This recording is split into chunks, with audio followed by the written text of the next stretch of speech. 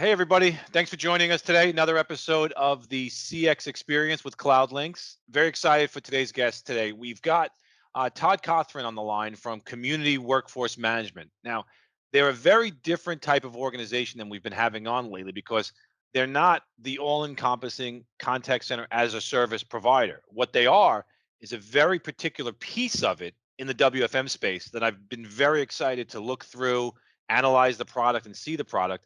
And when I asked for a guest from the community team to come on, they gave us Todd because Todd's a little more familiar with a lot of different operations of the organization. So Todd, thank you very much for joining us today. I really appreciate it. Thanks for having me. So your role is I guess you're the COO of the organization, right? I mean, you seem to have your hands in everything from what I've been told.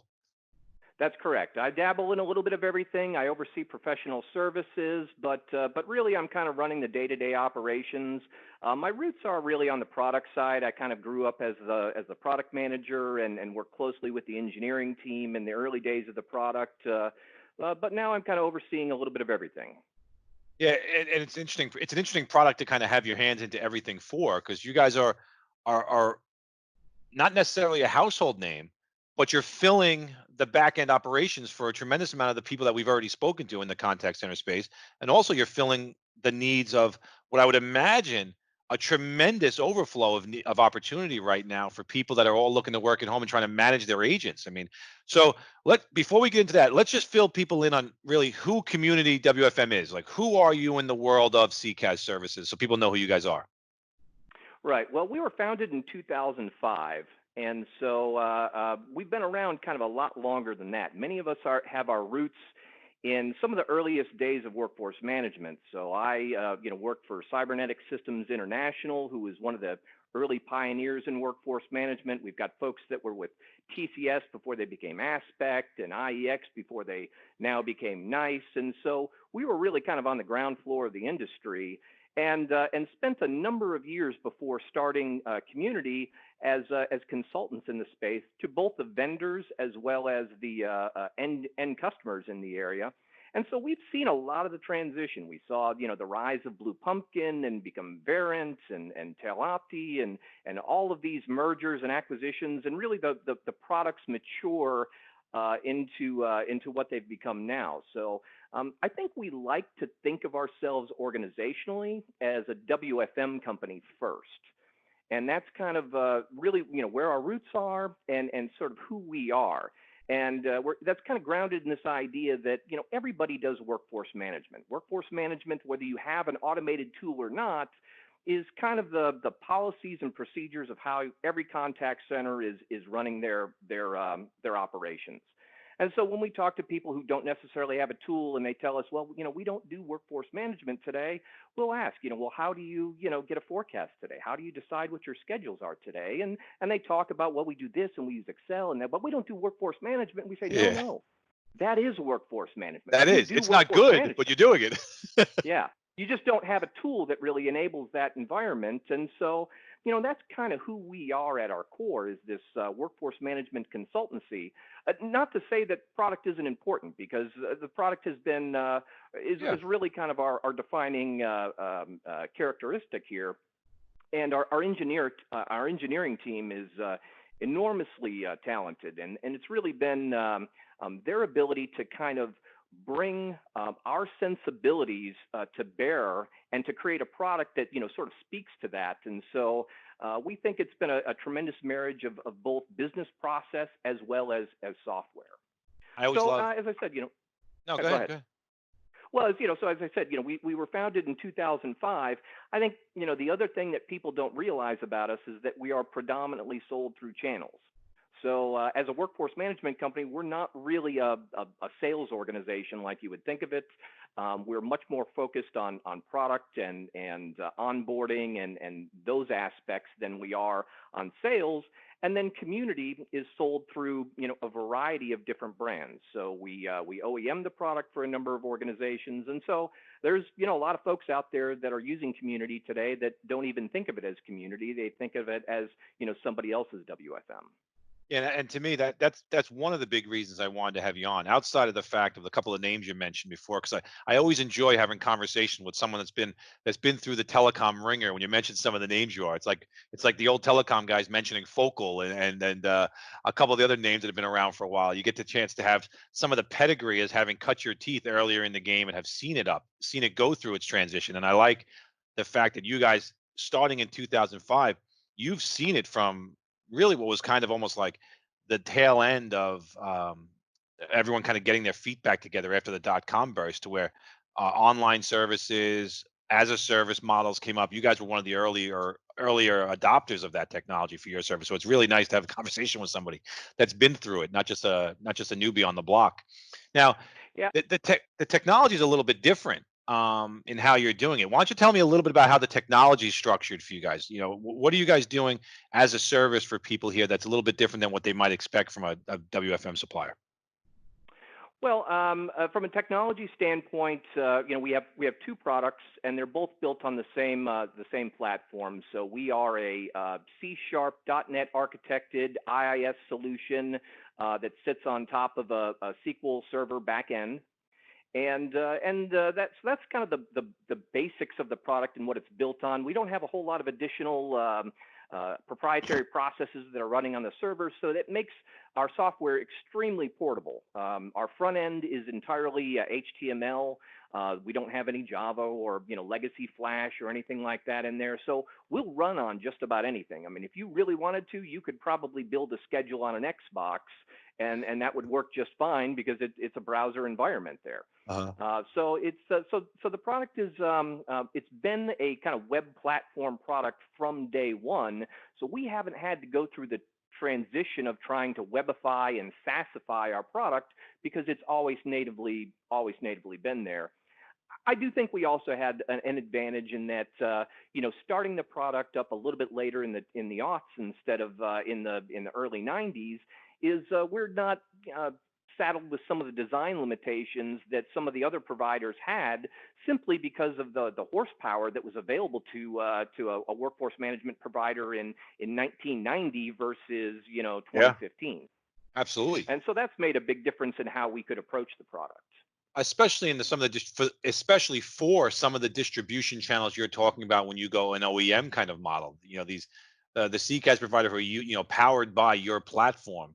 That must have made it amazingly simpler for them to integrate with you guys and bring it out to their clients.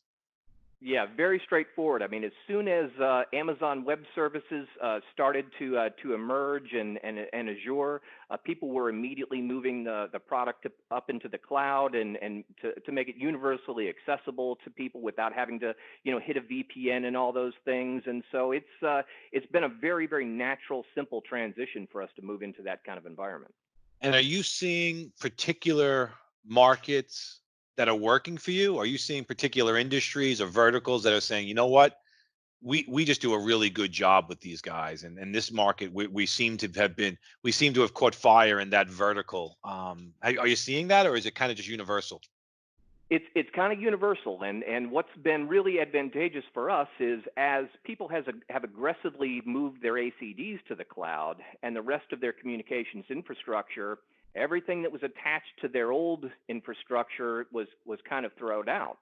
So 20 years ago when we talked to folks, they said, well, I've got $1 million invested in software and servers that we simply can't walk away from that investment to look at another product.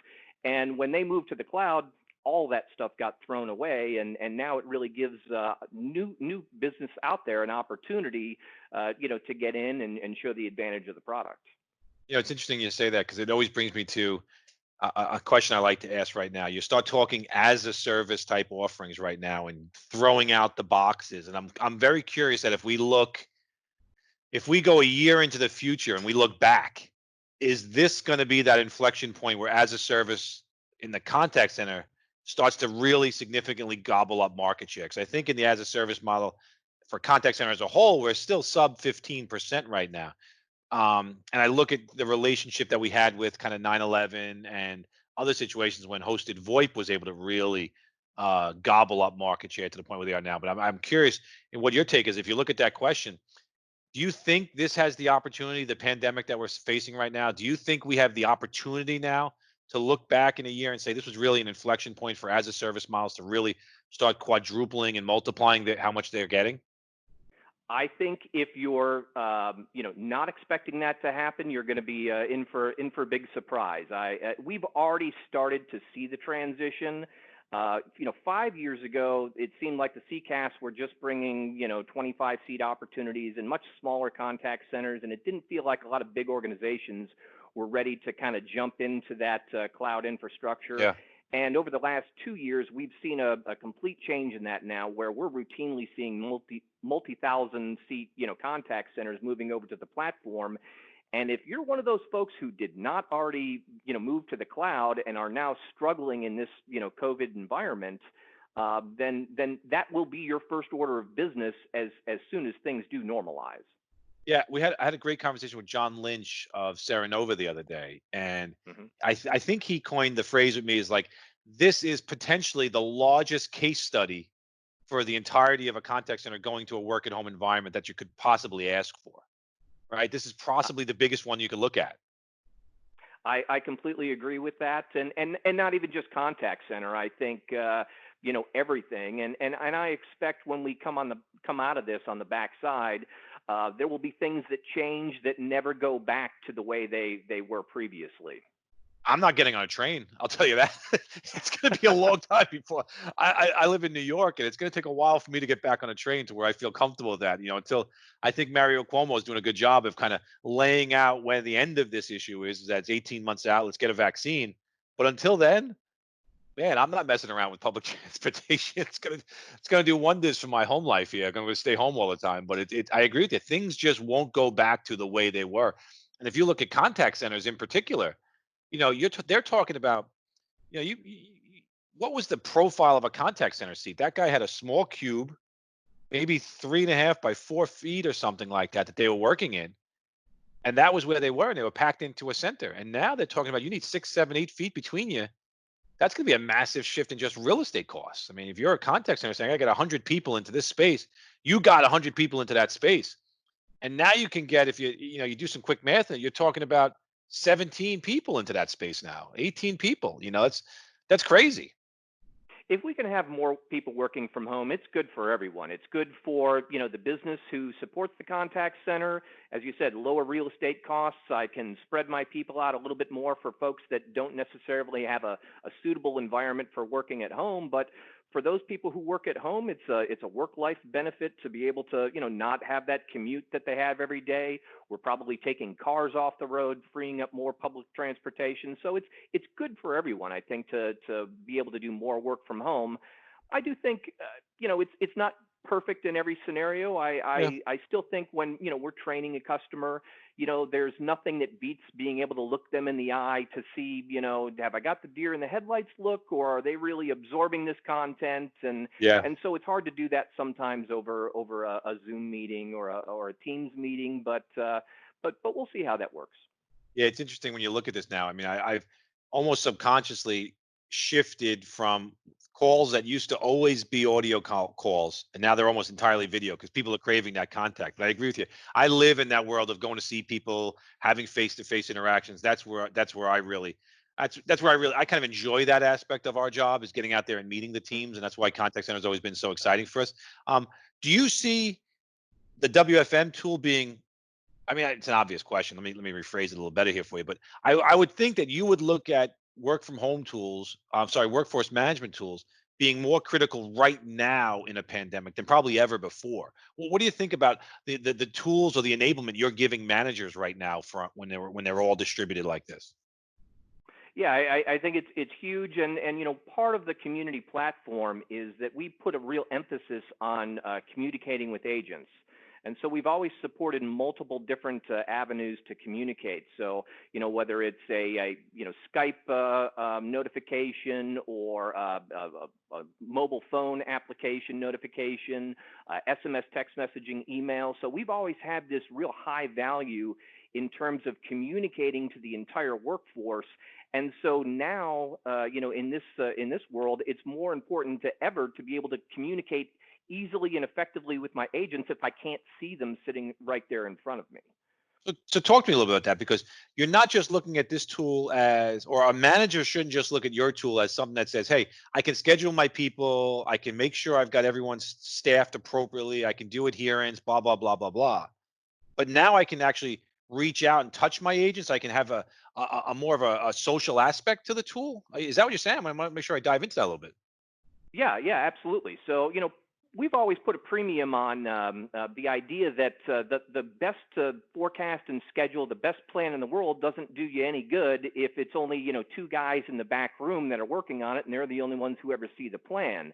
That really everyone in the contact center is part of your workforce management strategy, your agents, your supervisors, and we need to be able to seamlessly and effectively communicate that plan across the entire enterprise to everyone so that we're all operating in lockstep along the way. And so Community has multiple notification channels built into it for not just saying, hey, there's a new schedule posted or that sort of thing, but also to be able to do two-way offers and response scenarios. So you can reach out and say, hey, we're slow this afternoon. Are you interested in taking some voluntary time off? And the agent can get a pop-up on their desktop that says, hey, do you want to do this?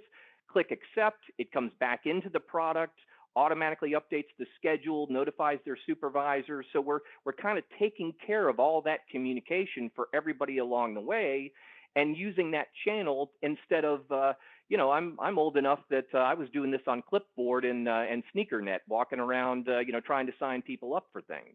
This is why I love this. This is why I love the I love talking to you now, because you're bringing up things, that no one's even going to know what the hell they meant. Sneakernet is that's great. What a word. What a phrase. That's awesome. The sneakernet.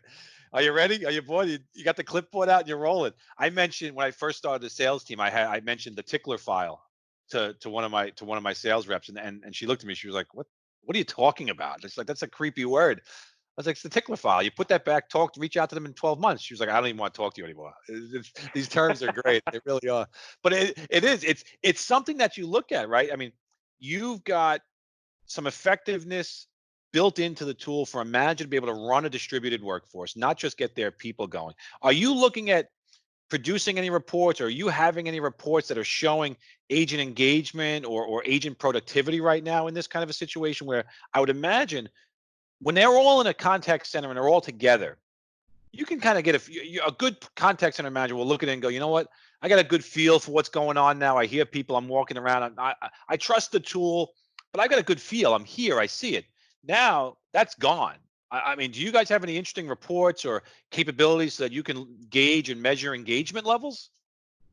Well, I think real-time adherence is still kind of the king in terms of making sure agents are where we expect them to be when we expect them to be there, and that is well represented in the product on both of. We have an enterprise as well as an essential solution. They both get very detailed adherence, both real-time, kind of daily what's happening right now, and then a historical adherence as well. So all of our products offer that.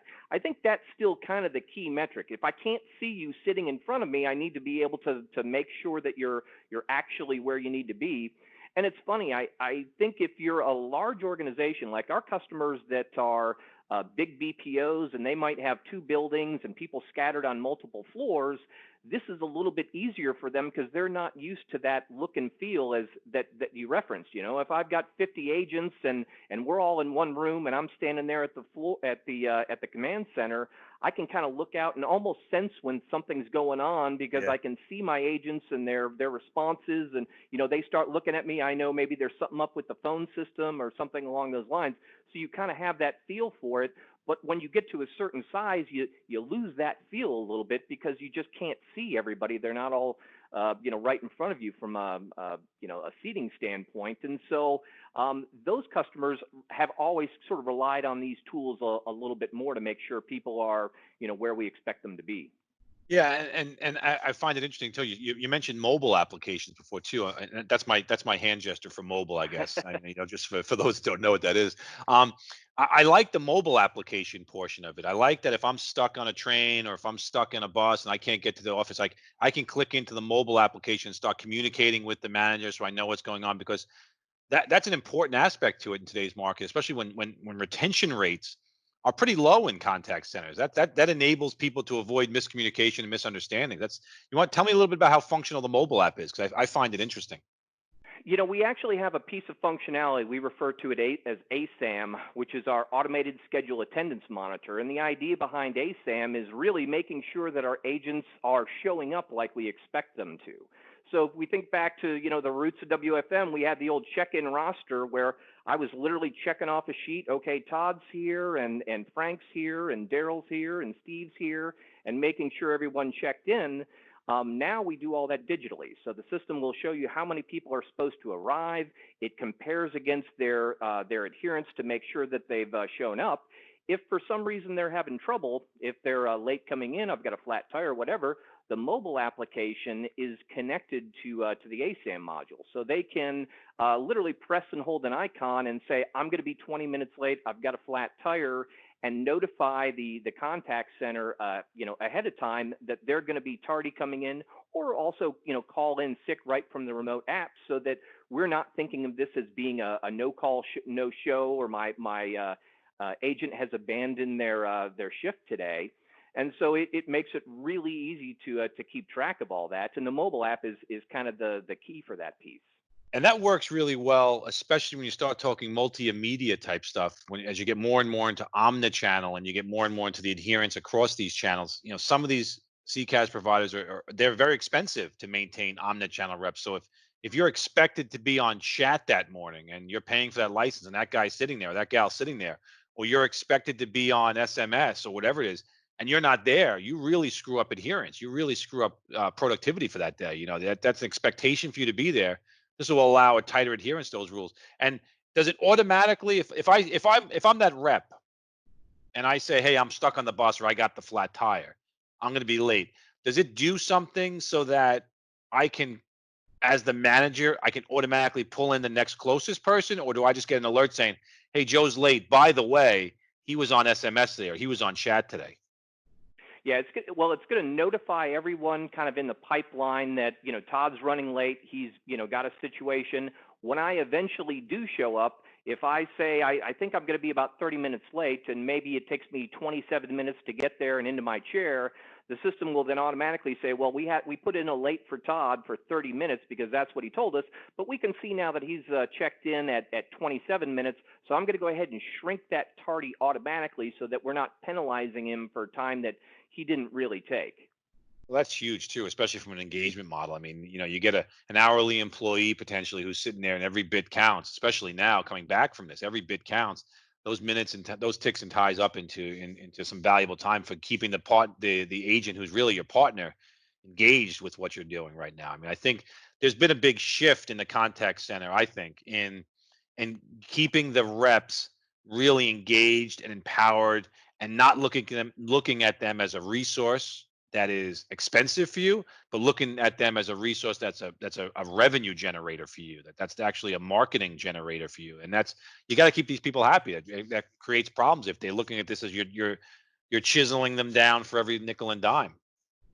Well, that's part of our, sort of holistic approach, that everybody is part of workforce management and we're all part of the solution and everyone plays their role. And, adherence is a great tool for making sure that I've got people where I need them to be, but it's also a really important tool for making sure that we're capturing all of the valuable work that's being done. So, very often what we find is, maybe Todd was out of adherence for 20 minutes, but then when we go back, we discover that he was actually doing research and his supervisor pulled him off the phone and somebody forgot to put that event in. And now that's lost productive time that we want to track and make sure that we have that information correct, because at the end of the quarter or the end of the year, now we have this tremendous database of all of the work that we were performing, and that's going to drive my budget for next year so that we have a better handle on everything that's really going on in the contact center.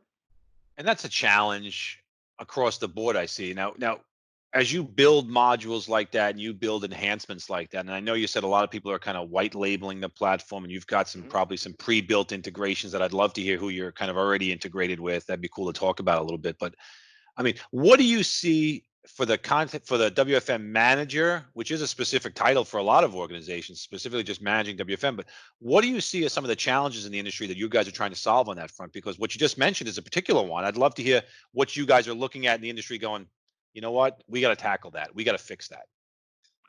Well, one of the probably the biggest challenge we face is the fact that there aren't just enough good, really workforce managers out there in the space, and so we have a lack of workforce management talent out there, and so turnover becomes an issue. Once you get somebody trained up and super effective, the BPO down the street is likely to want to steal that good workforce management analyst from you.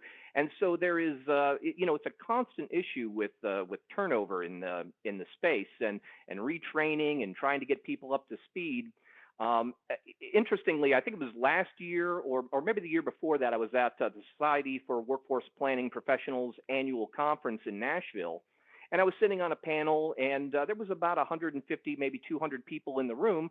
And they were throwing various different questions at us. And I asked the question, I said, who in here has actually been trained by their workforce management provider?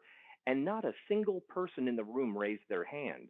Come And I said, on. well, we must not have any of the managers in here. Who here actually runs workforce management on a day-to-day basis? And 80% of the room raised their hand. That's So odd. that's an epidemic problem, is that people are getting hand-me-down training. They don't necessarily have a good sense of how I learned how to use the product from the guy before me, and he learned from the guy before them. And so now they're using, maybe 10% of the feature set. So, that's a big challenge for us, is the loss of talent, as well as people not being trained up. What we've started to respond with is really a managed service offering. So we've had our customers come to us over the years lately and say, I lost my person. We can't hire somebody for 6 months. Do you have a fill-in for me?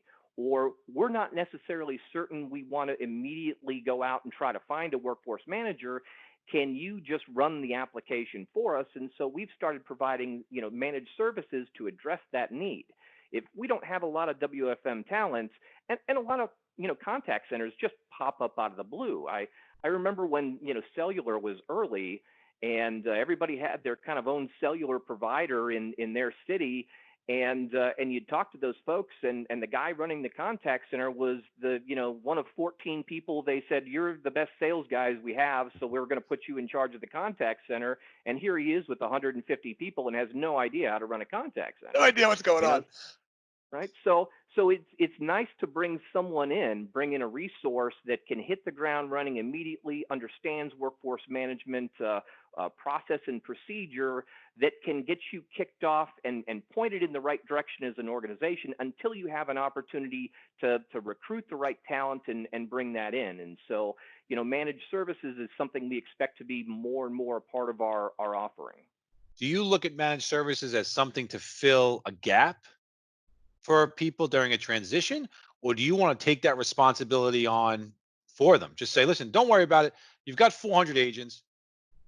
It's a full-time job.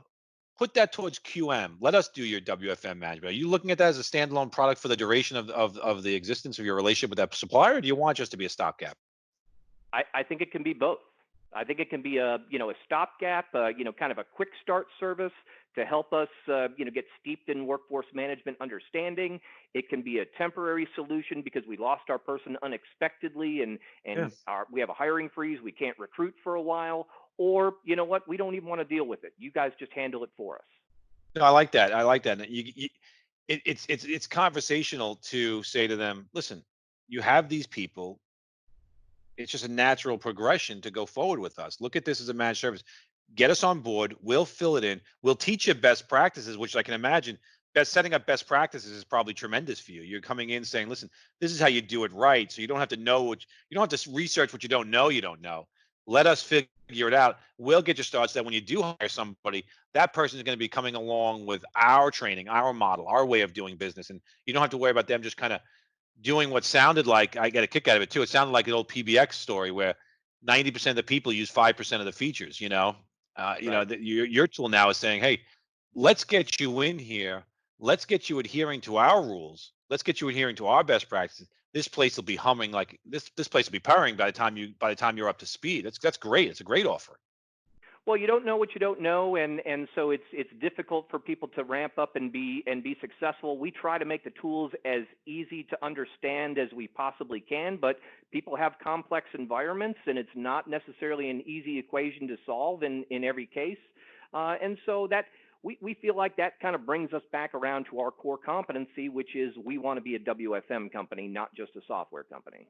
Yeah, and I think that's where your focus on supporting of the agent, supporting of the contact center is key. And I like the way you're phrasing it. Is like, listen, we want to be a WFM company, not a software company. We're not just giving you a package. We're gonna do Right. workforce management for you. That's a very different approach. Now, I mentioned earlier. I mean, are there pre? I'd like to hear if you have it because it's always good to kind of know these things in advance. But who do you have pre-built integration with already? That if I'm sitting there and I'm watching this and I'm going, you know what?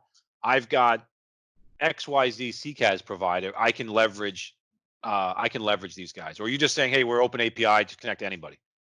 We have a huge library of off-the-shelf integrations, everything from, we've been around long enough that we still have integrations to old Nortel products, right? So I love those are Nortel. I still miss floating around, Nortel. right? But all of the major stuff, everything from Avaya, everything from Cisco, the newer CCaaS providers, Five9, TalkDesk, Mitel, LiveVox. So we've got probably over Enough. 25 interfaces. Additionally, we also have a generic interface. So if you've built a homegrown system that you don't want us touching, or we have data that's coming over from a partner, we give you a repository that we know how to get the data out of. We have an adapter that knows how to get the data from there, and we don't care how you get data into that repository. As long as it goes in the format that we request, our system will automatically pick that up. That's great.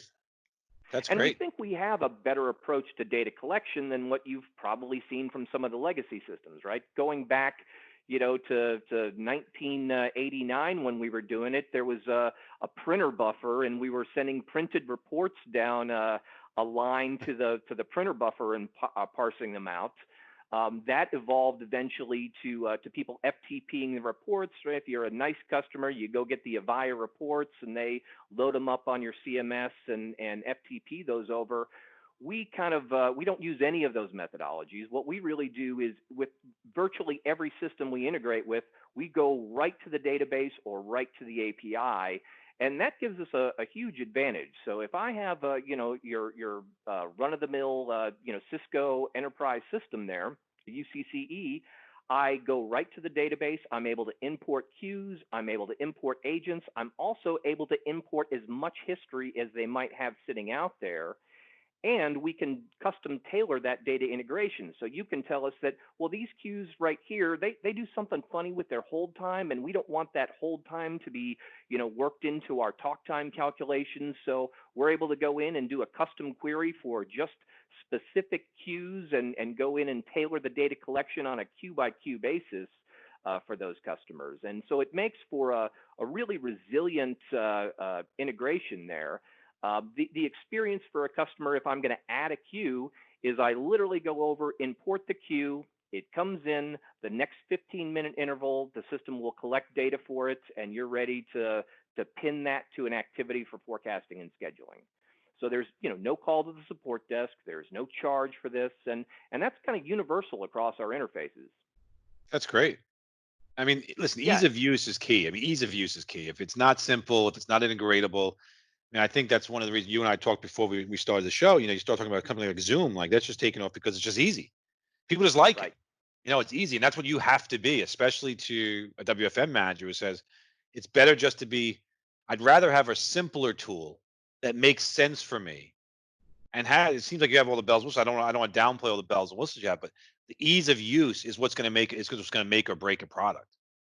I, Look, I think that's maybe our single defining characteristic. I would love to say it's our, automated schedule adjustment plans or one of our other great whiz bang features that we have. But honestly, it's really about simplicity of use, and a lot of design thought went into that. So whether you're an essentials customer or an enterprise customer, We need the product to work on multiple levels for you. So if you're a very basic contact center, I can set up my queue and plug in my service level and use maybe some default values for shrinkage, and I'll get my forecast and schedule. But as I get a little bit more complex, I can go in and start building a library of different shrinkage overhead profiles, so I can have my long-term shrinkage set up for a time of day, day of week distribution for shrinkage, and maybe I have one for my long-term budget, one for my tactical forecasting next week.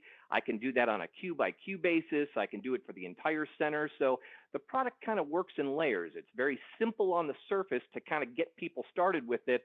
And then as you get a little bit more sophisticated as an organization and start understanding, there's additional layers of complexity that you can put in there that allows the product to meet the demands of a more, a contact center that maybe has used workforce management for a while and understands it a little bit better.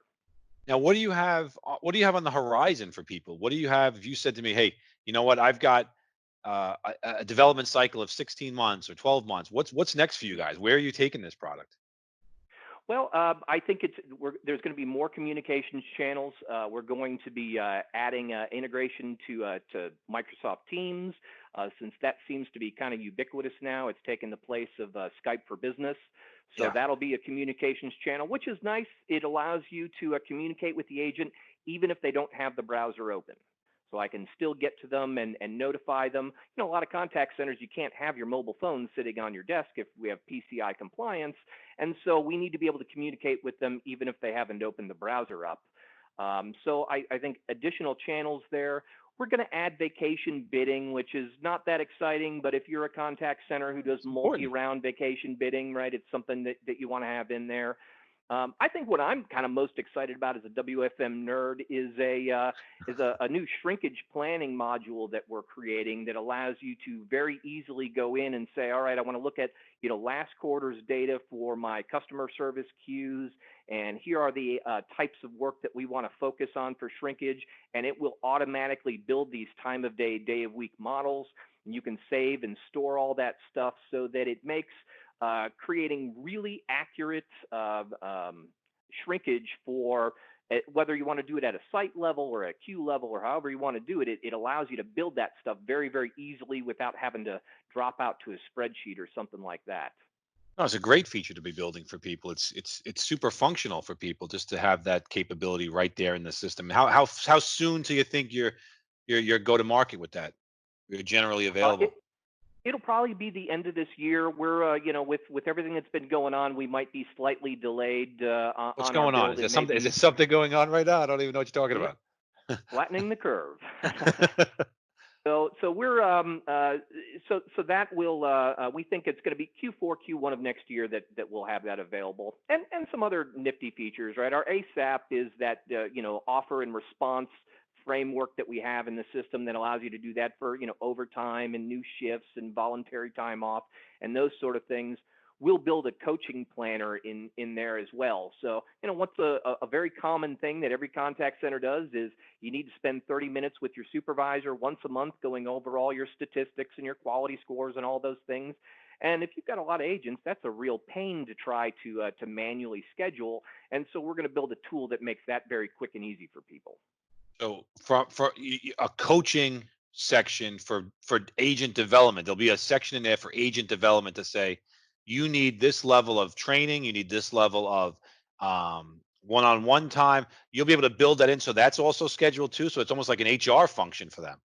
It'll be built right in. They'll be able to say, okay, this last week of April, we need to schedule 30 minutes with all of our agents, and those opportunities can be at the same time as long as they don't have the same supervisor. So 5 different supervisors could pull somebody off the phone, but one person can't pull 5 people off the phone because we're doing personal reviews, and so it will then take a look at that and schedule all of that out for you.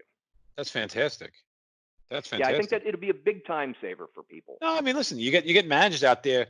Especially if you're running a contact center, what's one of those periods of time that you hate is evaluation times. Like not Right. just general coaching, not just QA kind of stuff, but it's the end of the quarter, it's the end of the month. How'd you do this month? What's going on? I got to fill out forms. I got 12 reps. I got to fill out the forms for.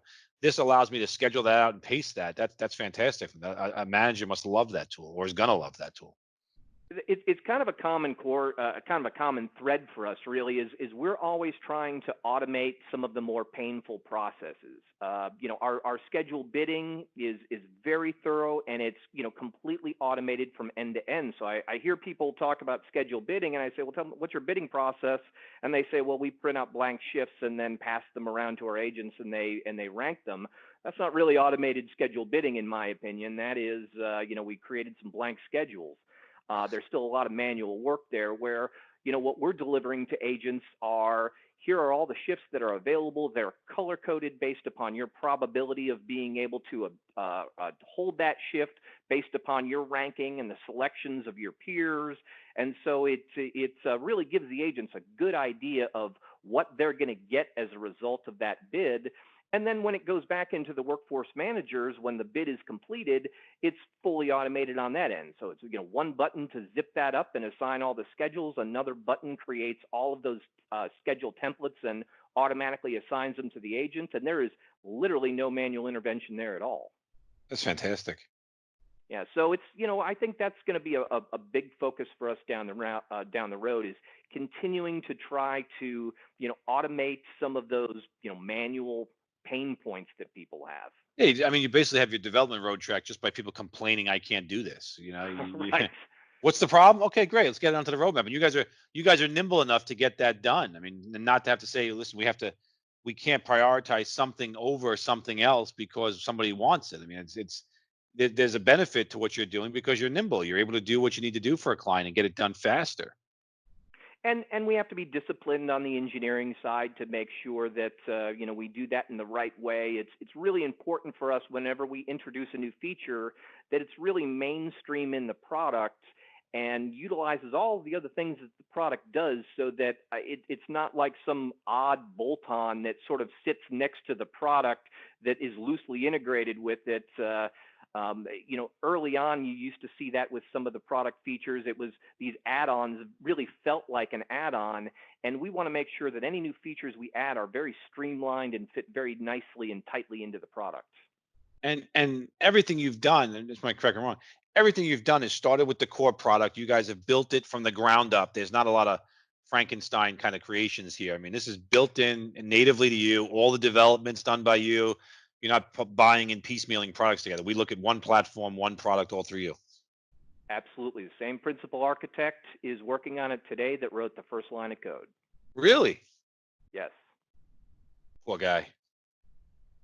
You know what?